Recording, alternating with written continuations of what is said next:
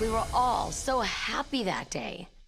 It's actually hard to even imagine how terrible things would soon become. What is up, guys, and welcome back to another video. And in today's video, I didn't even do that. In today's video, we're going to be talking about Blood in Water, which is a South Africa TV show on Netflix.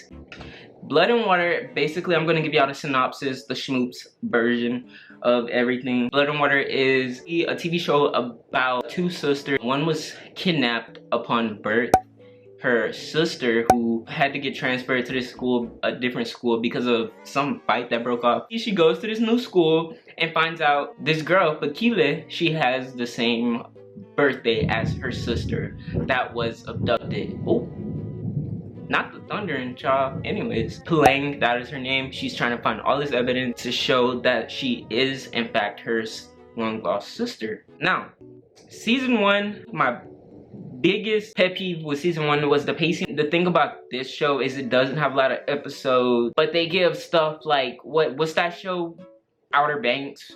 50 fucking episodes, but this show gets what? Their scraps. This show gets their scraps. Imagine how tired I am. It's racism. But the thing is, in these 7 episodes, I really love the pacing of this show. The pacing in season 2 was way better than pacing of season 1, and that was, like I said, that was what I didn't like. The pacing of season 2 is chef's kiss, hands down. I binge watched it while I was studying for my ACT, so you could deadass binge watch this like in a day. It's raining really badly outside, and I'm hoping the lighting is okay. Before I get into the characters, the last video I posted after this was anti-vaxxers can rot in hell, because they can. The last video I posted after that video, young royals, and how I basically shitted on the queen because I said she was a piece of shit for I think 12 minutes straight because I didn't like her. So if you guys would like to go check out those videos, go do it. Also, if you'd like to follow me on any of my socials, my Twitter is MasonIsNotPerf. Okay, so the first character I'm gonna start off with is Tequila's mother. So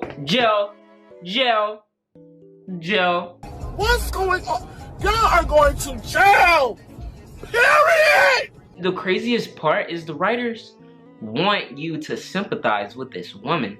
I started getting that towards the end, not sympathizing with an abductor. I can't. It's not in my blood. I listen, I can't.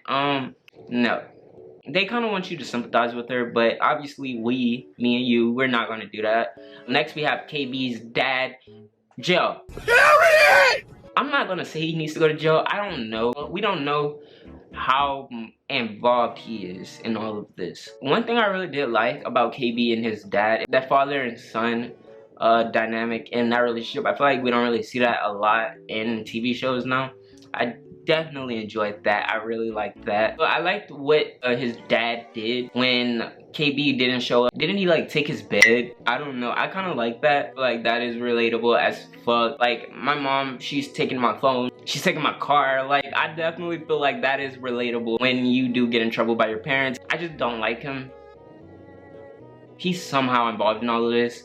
Away from him being involved, he's a pretty boring character. So yeah, moving on, y'all, because we have to. So Sam's mom, Sam and his mom, these are a new character in season 2. So at the end, I kind of felt bad because somebody beat her up, and you don't beat up a pregnant woman. They kept saying that though throughout this whole series, or the whole of season 2. They kept saying that these guys are bad, you don't want to get involved with these guys, these people, and obviously they're traffickers and child abductors, so duh. You ain't have to say that twice, sis. I liked her at the beginning when we first got introduced to her character because she's beautiful. When she planted those drugs on Pulang, I shattered myself. I was mad, to say the least. When Pulang was taking that drug test to like show that she wasn't on drugs and she left, I was like, Pulang, no, do not leave. I was upset. She sabotaged the drug test to come out as positive that she was on drugs, and Pulang had to go to rehab. Child, thank God Pulang is the way she is. The shit that she kept doing to Pulang didn't sit right with me and my homegirls, and I didn't like it, but life goes on. At the end of the series, I kind of did feel bad because I feel like that was the redemption arc that the writers wanted to give to us. was that she got beat up, but like still that's not enough because that was fucked up. Who, like, why would you even get involved in all that? We still don't know how she got involved in all that, but that was fucked up. Moving on, Plank's mom, the actress, oh my god, not me simping. I'm sorry, the women in this show, good, evil, no matter, the actresses are beautiful. Like, I like Plank's mom, but we're finding more about her. We're finding out more about her. And all I'm gonna say is sis was in the streets. At the end of the show, we found out that it wasn't Plank's full sister. She was her half-sister. They don't have the same father. Bitch, I was dead. I was dead. I'm glad that she didn't go through Plank's her journal. I'm glad she didn't do that. I don't want to say she was kind of hard on Plank, but Plank is just selfish, so I don't feel like she could be hard on Plank at all. I love her mom. Next, we're talking about Mr. Kamala. Don't know what is going on. I don't know what is going on. He's on trial for basically giving his daughter away. We don't know if it's true or not. That's the thing. We don't know if it's true. They want us to believe it's false, but finding out that that wasn't his daughter, he has a motive. He has a motive. A boy has a motive. So now I'm kind of leaning to the side that he did, in fact, give her away. Other than that, I feel like he's a good dad. I really enjoyed his character. I'm moving on, child. Those were all of the parents. Why do you act like that? Like what? The way that you act, you don't see how you act, why people don't want to be around you? No. Look how you act. Chris, rot in hell, just like my last video. I was at the library watching the show, studying for my ACT. Next thing I see is his tongue down Wendy's throat. Why? I would not wish Chris on my worst damn enemy. Definitely not Wendy. Why?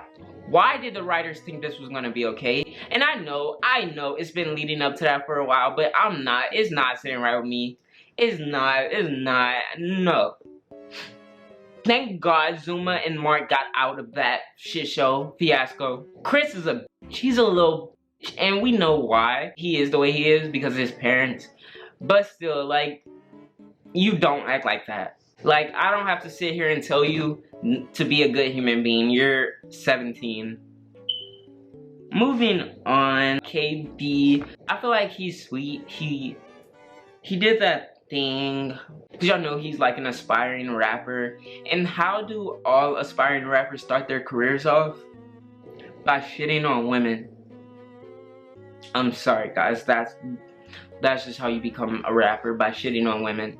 He had that show when he publicly said lies about Plain and Wade, saying that they're together. I like KB. He's a good character. I think sometimes he's just misunderstood, but I really do enjoy his character. I feel like he is really a cool character. I don't want to be here for too long, and I don't want to keep y'all here for too long, so we're moving on. Next, we're talking about Wendy. I like Wendy. I kind of always liked Wendy, especially in season 1. Me and Wendy, I would say, have a love-hate relationship. I literally don't know what to say about Wendy. Sis threw me for a loop when I caught Chris's tongue down her throat. That literally didn't make any sense. Moving on, Zuma budget, hair budget, 10 out of 10. Zuma's hairstyle rates on 10 each scene, not even each episode, each scene. Zuma had a different hairstyle. That's what you call budget. That's what you call black girl excellence, black woman excellence. Every time Zuma came on camera, there was not a dull moment. The actress, beautiful. And that's all the actors on the show are beautiful. Zuma, that hair bitch, each scene. And Zuma isn't like a main character, she's more of a side character, but she is in each episode. And she makes up, I want to say, probably 2 out of 5% of each episode. Hair, different colors, beautiful. Zuma really didn't have really much of a storyline like she did in season 1, which I kind of hated. Thank God she got out. She got out. Nobody wants to date Chris. I don't wish Chris on my worst enemy. Even though Chris is kind of fine. Chris is fine. Next up is Wade. He never lets us down. He is quirky.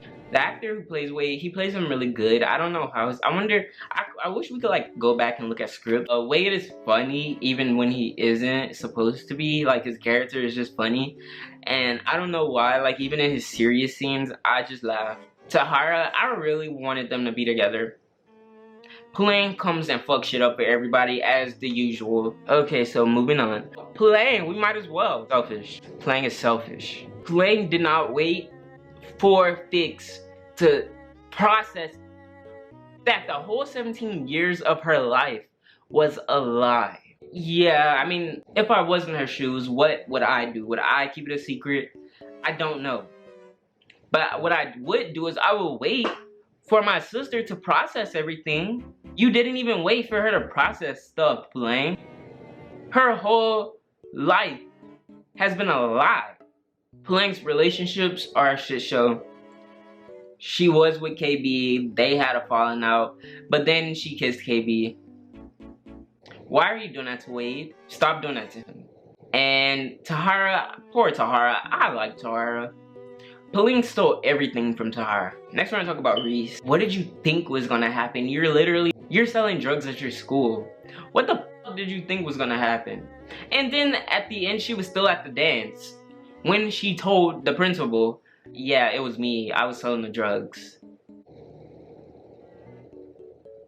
Y'all make no sense. She has her own shit going on. She doesn't come from money. She doesn't have as much money as all the other people in the show. Her mom beat her with her shoe. We're gonna talk about Fix, Tequila. Tequila is pretty. Her and the teacher were together in season 1. And I didn't know what they were gonna do with that. Like, I genuinely didn't know what they were gonna do with that in season 2. But they did get a counselor for her, which is Sam's mom, who the DNA test was sabotaged. It came back as them not being sisters. And Playing, like I said, Playing won't stop. She won't. So she was like, nah, we gotta go. Something not right. She and Sam kind of have like something going on this season, but not really much. Fix is like an introvert, but also an extrovert. I think those were all the characters. Basically, the ending was that KB's mom was basically behind every fucking thing. It's crazy, because now we see how deep all of this goes. This show is excellent. Black people are the greatest human beings on earth. That's all I'm gonna say. I like it. I think you should go watch it. I hope you guys enjoyed this video. Go watch my last video. Go watch it. Anti-vaxxers, you can rot in hell. Alright, bye guys. You guys stay safe and drink water and have a blessed day. So, yeah.